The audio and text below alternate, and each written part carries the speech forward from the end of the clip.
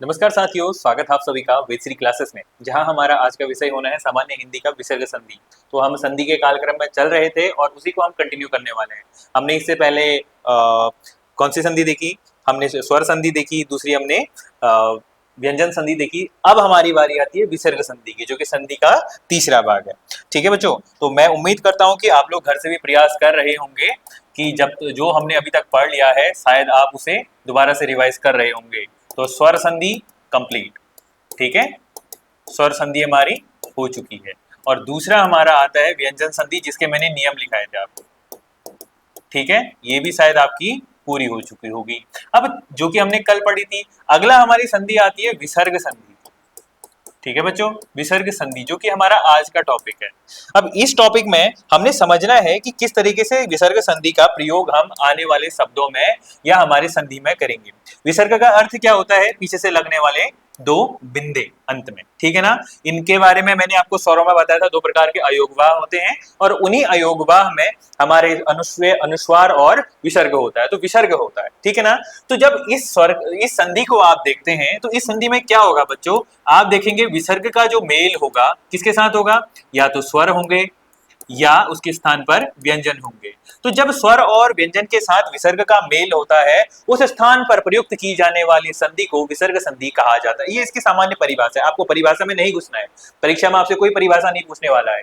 परीक्षा में केवल आपसे दिए गए उदाहरणों का आपने उत्तर देना है, ठीक है ना। तो जब हम विसर्ग संधि को देखते हैं तो विसर्ग संधि में हमारा मुख्य तौर पर हम क्या देखते हैं कि इसके कुछ हमारे नियम होते हैं। जैसे इसमें हमारा नियम होते हैं तीन प्रकार के मुख्य तौर पर। एक तो हमारा होता है सौ संबंधी नियम। आपने तीन प्रकार के हमारे सौ पढ़े होंगे कहा हमारे व्यंजनों में। एक होता है हमारा तालव्य सौ, एक होता है हमारा मूर्धन्य सौ और एक होता है हमारा दंत्य सौ। जब इन तीनों सौ को आप देखते हैं तो सौ सौ सौ का नियम आप किसमें पढ़ेंगे? हमारे विसर्ग संधि में। दूसरा हमारा आता है ओ का नियम। कौन सा नियम? ओ का नियम, अंग्रेजी वाला नहीं, स्वरों में जो ओ से ओकली, ओकली का नियम, ठीक है। तो ओ का नियम। और तीसरा हमारा आता है रौ संबंधी नियम, आधा रौ संबंधी नियम। तो जहां पर आपको किसी शब्द में रौ दिखेगा या सौ दिखेगा अथवा ओ दिखेगा, तो उन स्थानों पर आप संधि विच्छेद का प्रयोग करेंगे और उसे विच्छेद कर कर आप विसर्ग संधि का यहाँ पर प्रयोग करेंगे, ठीक है ना। तो इसके कुछ उदाहरण हम देखेंगे कि किस तरीके से हमारा सौ। अब नीचे से देखना बच्चों ध्यान से, मैंने सभी के नीचे हलंत लगाया हुआ है। इसका मतलब क्या है कि हमारे सारे के सारे व्यंजन जो भी मेरे द्वारा यहाँ प्रयोग किए जा रहे हैं, उन व्यंजनों को मैं स्वतंत्र व्यंजनों का प्रयोग कर रहा हूं। यदि मैं 100 पूरा लिखता हूं तो 100 के नीचे मैं हलंत नहीं लगाऊंगा। इसका मतलब क्या है कि 100 पूर्ण रूपेण क्या है? व्यंजन बनाया गया है, जिसमें हमने स्वर का भी प्रयोग करके एक व्यंजन का निर्माण किया। पर हम यहाँ पर किसकी बात कर रहे हैं? हमारे स्वतंत्र व्यंजन की। तो इसकी हम बात कर रहे हैं तो वहां पर हमारा पूर्ण स्वर प्रयोग में नहीं लाया जाएगा। तो अब हम देखते हैं इसके कुछ उदाहरण जो कि हमारे आगे को दिए गए हैं। इसमें हम सबसे पहले देखते हैं बच्चा कि पहला है हमारा निरर्थक। निरर्थक जो हमारा शब्द है इसका संधि विच्छेद है, ठीक है। अब मैंने आपसे कहा कि तीन प्रकार के नियम है, एक हमारा सौ का नियम, दूसरा हमारा ओ का नियम, तीसरा हमारा र का नियम। अब आपको यहां पर र दिख रहा होगा, ठीक है ना। तो हमारा र में हमने देखा कि यहां पर जो पूरा है, इसको हम एक बार यदि मैं इसका वर्ण विच्छेदन आपके सम्मुख करता हूं तो ये है हमारा निरर्थक, ठीक है ना। तो इसको आप देखते हैं तो न में छोटी ई की मात्रा, वर्ण विच्छेदन किस प्रकार होगा इसका? न में छोटी ई की मात्रा नी, तो ये क्या है? पूर्ण में नी। धन र, धन अ, धन थ,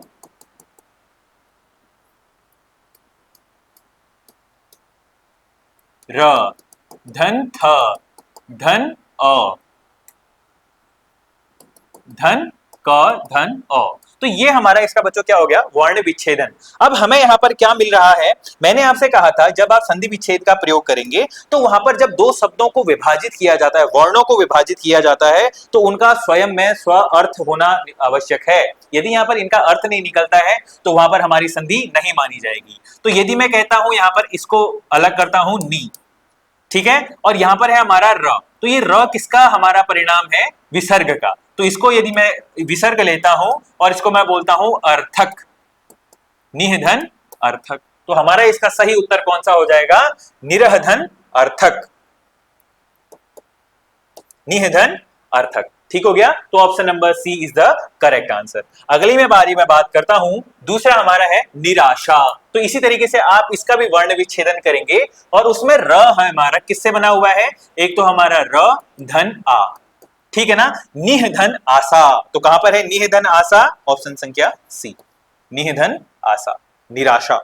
अगला हमारा विसर्ग संधि का अगला उदाहरण है आशीर्वाद। तो आपने देखना है र कहां पर है, व के ऊपर। तो इसका जब हम संधि विच्छेद करते हैं तो क्या बनेगा, आशीह धन वाद। क्या बनेगा, आशीह धन वाद। तो कौन सा ऑप्शन सही है, ऑप्शन संख्या ये ऊपर नीचे हो गया, ये बी हो गया, ये सी हो गया, ठीक है ना, option C is the right answer, आशीह धन वाद, आशीर्वाद। ठीक है, और आशीर्वाद कभी भी आपसे पूछा जाता है शब्द शुद्धि में तो कई स्थानों पर हमें देखने को मिलता है कि आशीर्वाद इस तरीके से लिखा होता है, ठीक है ना, जो कि हमारा क्या है, गलत शब्द है। क्यों, क्योंकि हमारा र किसके ऊपर होना चाहिए, व के ऊपर होना चाहिए, जैसा कि यहाँ पर लिखा गया, ठीक है ना, व किसके ऊपर, व के ऊपर क्या है, र लिखा है, तो ये हमारा क्या है, गलत है। अगला हम क्या लिखेंगे, अगला हमारा क्या है, तपोवन। तपोवन में क्या होगा, अब ध्यान दीजिए, एक हमारा स का नियम, एक हमारा ओ का नियम, तीसरा हमारा र का नियम। अब यहाँ पर हमारा कौन आ गया, ओ आ गया। तो ये कौन सा संबंधी नियम हो गया, ये हमारा ओ संबंधी नियम हो गया, ठीक है, विसर्ग का ओ संबंधी नियम। अब इस ओ संबंधी नियम को यहाँ पर प्रयोग करने पर यदि हम देखते हैं तपोवन, तो प के पीछे ओ लगा है बच्चों, तो ओ किसमें परिवर्तन हो जाएगा, स्वयं में विसर्ग में परिवर्तित हो जाएगा। अब ये विसर्ग में परिवर्तित हो रहा है तो इसका मतलब है कि इसका जो हमारा ऑप्शन है, प्रयुक्त संधि का नाम पूछ रहे हैं ना, तो कौन सा है, विसर्ग संधि। अब यदि मैं इसका विच्छेद करता हूं, संधि का विच्छेद करता हूं, कौन सा शब्द है, तपोवन का, तो इसका हमारा विच्छेद क्या होगा, तपह धन वन, ठीक है ना, जो ओ है हमारा किसमें परिवर्तित हो गया, विसर्ग में परिवर्तित हो गया। अगला हमारा ऑप्शन क्या है, अगला हमारा प्रश्न है निश्चल। अब 100 संबंधी नियम याद रखिए, जहां पर हमारा आधा 100 लगा हुआ है, इसका अर्थ होगा कि वहीं पर हमारा क्या होगा, विच्छेद होगा, ठीक है ना। तो इसमें हमारा देखना है कि हमारे यहां पर क्या है, निधन चल, तो क्या होगा, निधन चल, ठीक है ना, ये हमारा राइट आंसर हो गया। अगला हमारा क्या है, मनोयोग। मनोयोग में क्या होगा, मनः धन योग, क्योंकि सार्थक अर्थ भी बनाना है, तो क्या बनेगा, मनः धन, मनोधन योग नहीं होगा, मनः धन योग होगा, मनः धन आयोग नहीं होगा, ये नहीं होगा, ये नहीं होगा, तो कोई नहीं, क्या ऑप्शन संख्या B is the right answer. इस तरीके से आप अप्लाई कर सकते हैं, सार्थक अर्थ के साथ उसको 2 भागों में विभाजित करेंगे और जहां पर आपको ओ, स और र मिलता है वहीं पर आप इसको विभाजित कर कर विसर्ग संधि का प्रयोग कर लेंगे। अगला हमारा क्या होता है, अगला प्रश्न क्या है, मनः धन भाव। अब आप यहाँ पर क्या प्रयोग करेंगे, आपने क्या क्या शब्द सुने हैं, एक या तो यहाँ पर क्या हो सकता है, ओ होगा, या यहाँ पर स,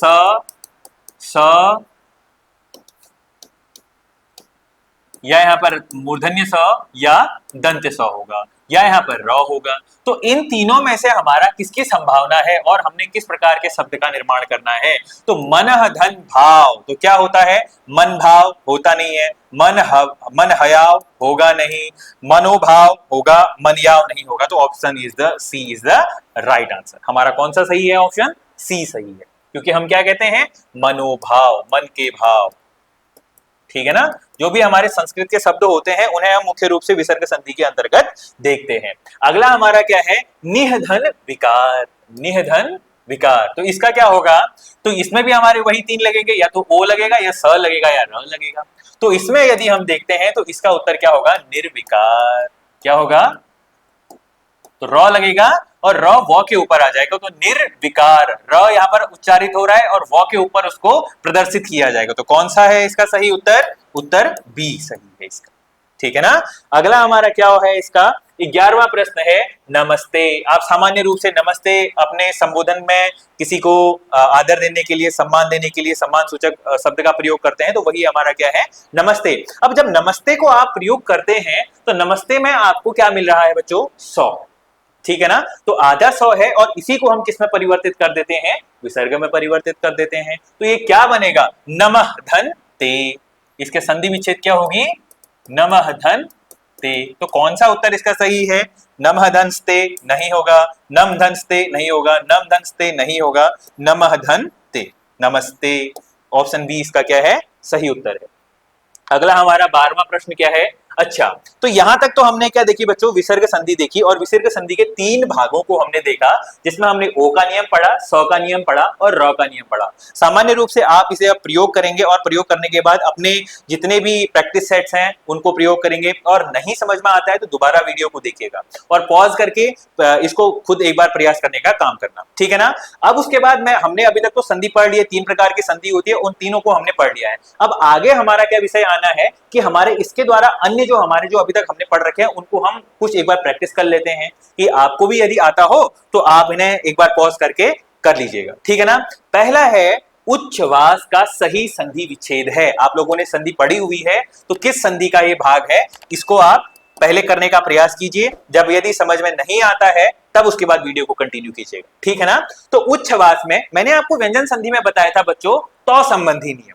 तो संबंधी नियम में मैंने क्या कहा था, तो का परिवर्तन चौ में होता है, तो का परिवर्तन दो में होता है, तो का परिवर्तन जौ में होता है, तो का परिवर्तन नौ में होता है। तो का विभिन्न विभिन्न हमारे वर्णों में परिवर्तन हो रहा होता है। तो यहीं पर एक शब्द आता है उच्छ्वास, ये शब्द शुद्धि में और हमारे संधि विच्छेद में व्यंजन संधि का बहुत प्रमुख प्रश्न पूछा गया, कई बार पूछा गया। ये सारे के सारे जितने प्रश्न आप देख रहे हैं कहीं ना कहीं किसी न किसी प्रश्न को पूछा गया है पहले, ठीक है ना। प्रीवियस ईयर किसी परीक्षा में जरूर पूछा गया है, चाहे वो राजस्थान का हो, चाहे वो एमपीपीसीएस हो, चाहे पीसीएस हो, उत्तराखंड पीसीएस हो, तो सभी जगह कहीं ना कहीं पूछे गए हैं। तो हमारा तो का परिवर्तन क्या है, चौ, और छ क्या हो जाता है, सौ में परिवर्तित हो जाता है, ठीक है ना। तो यहां पर इसका जो सही उत्तर होगा क्या होगा, जो चौ है वो तो का परिवर्तन है, तो उत धन, अब छ का परिवर्तन उसी के साथ क्या हो जाता है, सौ में परिवर्तित हो जाता है, तो ये क्या बनाएगा, उत धन श्वास। तो कौन सी संधि है ये हमारी व्यंजन संधि। कौन सी संधि है, व्यंजन संधि। ध्यान दीजिएगा, हमारी व्यंजन संधि के जो कई नियम है उन नियमों को ध्यानपूर्वक देखिएगा, क्योंकि वरना अगर आप यहाँ पर चूक कर जाते हैं तो आपकी नियमावली भी खराब हो जाती है और आपके सारे के सारे शब्दों का उत्तर भी गलत आता है, ठीक है ना। तो प्रत्येक नियम को ध्यानपूर्वक अपने दिमाग पर बार बार प्रयास करके डालिए, वरना अगर आप भूल गए तो आगे भी भूल जाएंगे, ठीक है। तो इसका सही उत्तर क्या है, उत धन श्वास, ऑप्शन बी क्या है इसका सही उत्तर है, ठीक है। अगला हमारा क्या है, अगला प्रश्न है आपके लिए ब्रह्मास्त्र, ब्रह्म धन अस्त्र, ठीक है। ब्रह्म धन अस्त्र, ये आधा हो है, ठीक है। ब्रह्मास्त्र, ब्रह्म धन अस्त्र, ब्रह्मा धन अस्त्र, ब्रह्म धन अस्त्र, ब्रह्म धन अस्त्र। तो अह कहां पर लगता है, जहां पर सौ होता है, ओ होता है या र होता है, तो यहाँ पर र सौ इसमें कुछ नहीं है, तो हमारा क्या होगा, ब्रह्म धन अस्त्र, ब्रह्मास्त्र, ठीक है ना। क्योंकि यहाँ पर अ आएगा, अ धन अ बराबर आ, ठीक है। कौन सी संधि का उदाहरण है ये, दीर्घ संधि का,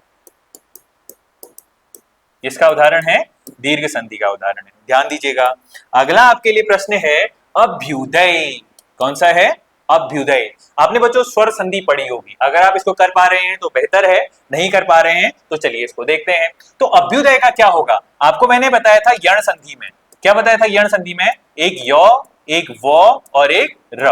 तो य कैसे बनता है हमारा, ई का जब मेल आप आ के साथ करवाते हैं तो हमारा क्या बनता है, य बनता है। अगला मैंने आपसे कहा था कि व कैसे बनता है, उ का मेल आप आ या अन्य स्वरों के साथ किसी के भी साथ कर लो, इसमें भी आप अन्य स्वरों का प्रयोग कर सकते हो।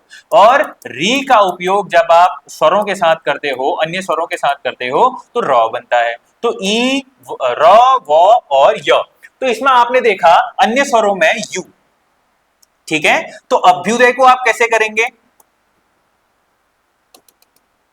ठीक है, अभ्युदय को आप कैसे करेंगे, यहां पर आपका है यू, तो बच्चों आपको यू को परिवर्तित करना है।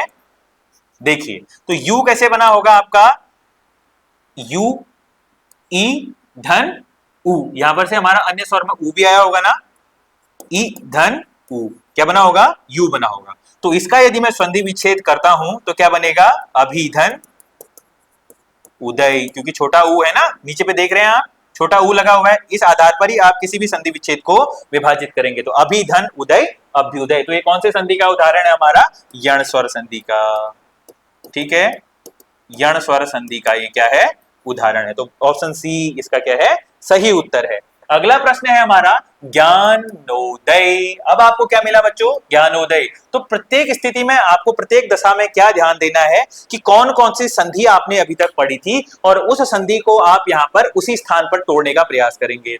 यदि आप कहते हैं ज्ञानोदय, आपको बच्चों मैंने बताया था कि ए और ओ इनका जो हम निर्माण करते हैं और अर, ये तीन का निर्माण हम कौन सी संधि में करते हैं? गुण संधि में करते हैं, ठीक है ना। तो ए का निर्माण कैसे होता है? ई धन अ। ओ का निर्माण कैसे होता है? ई क्या कहते हैं हमारा? ई ई धन ओ आ। क्या बना? ए, सॉरी कि मैंने उल्टा लिख दिया ये। तो इसी में हम पहले इसको कर लेते हैं, चलो। तो हमारा क्या बना ज्ञानोदय में? ज्ञान धन उदय, ठीक है ना। औ धन उ बराबर ओ बनता है। तो ये किसका उदाहरण है? हमारा गुण संधि का। गुण संधि है कहीं पर? स्वर संधि। स्वर संधि में कौन सी संधि? गुण संधि, ठीक है, ये ध्यान दीजिएगा। अगला प्रश्न है हमारे पास, क्या है? अ धन ई बराबर ए स्वर संधि के किस भेद में व्यक्त करता है? जैसे मैंने आपको अभी बताया था, ई धन ए हमारा क्या बना रहा है? ई धन अ ए बना रहा है, उ धन अ ओ बना रहा है और री धन अ अर बना रहा है, सॉरी अ धन ई अर बना रहा है, ठीक है ना। ये मैंने उल्टा कर दिया फिर से, ठीक है ना। तो ये हमारा कहां पर है? अ धन ई ए पर है। तो ये हमारा किसका उदाहरण है बच्चों? हमारे गुण संधि का, ठीक है ना। अ आ का मेल ई के साथ होता है, अ आ का मेल ई के साथ होता है। तो हमारी कौन सी संधि है? गुण संधि है। वृद्धि संधि में किसका निर्माण होता है? हमारे ऐ का और औ का, ऐ और औ का निर्माण होता है। यण संधि में क्या होता है? य व और र। दीर्घ संधि में क्या आता है? आ ई और उ, ठीक है, बड़ा उ। तो ये हमारी क्या है? संधि है। अगला हम बात करते हैं अंतिम प्रश्न की, कि दृग दृग धन दृगंचल, ठीक है, दृगंचल। तो यहाँ पर री लगा हुआ है दृगंचल में। तो आपको याद होगा बच्चों, हम जब व्यंजन संधि पढ़ रहे थे तो व्यंजन संधि में हमने क्या देखा था कि जो हमारा क अर्थात पहला वर्ण, पहले वर्ग का तीसरे वर्ग में परिवर्तन, जो कि क्या होगा? ग होगा। तो यहीं पर एक शब्द हमारा शब्द आता है हमारे पास, क्या? दृगंचल, दृगंचल, ठीक है। तो आप यहां पर अगर ग को देख रहे होंगे तो ग धन अंग, ठीक है ना। तो इसमें क्या होगा? ये किसका परिवर्तन है? ग, ये क का परिवर्तन है, ठीक है। तो इसका जो सही उत्तर होगा वो क्या होगा? दृक धन अंचल। क्या होगा? दृक धन अंचल। तो इसका सही उत्तर कौन सा है? दृग धन अंचल। दृगम धन अंचल नहीं होगा, ये भी नहीं होगा। दृक दृक धन अंचल, option C is the right answer. तो अभी हमने यहां पर तक देखा कि किस तरीके से हमारे संधियां बनी, किस तरीके से संधियों का विकार उत्पन्न होकर हमने नए शब्द का निर्माण किया। अब अंतिम रूप से हमने प्रैक्टिस भी कर ली है कि कितने हमारे प्रश्न बन रहे हैं। अब इन्हें खूब रिवाइज कीजिएगा, बार बार प्रयास कीजिएगा, और समझ में ना आए तो कमेंट सेक्शन में जरूर मेंशन कीजिएगा। आज के लिए हम संधि को यहीं पर विराम देते हैं, और तब तक के लिए आगे और हमारे चैप्टर्स को पढ़ने के लिए हमारे साथ कंटिन्यू बने रहिएगा। आज के लिए इतना ही, और साथ में लास्ट में जाते हुए हमारे चैनल को सब्सक्राइब करना और लाइक करना न भूलें। आज के लिए इतना ही, बहुत बहुत धन्यवाद।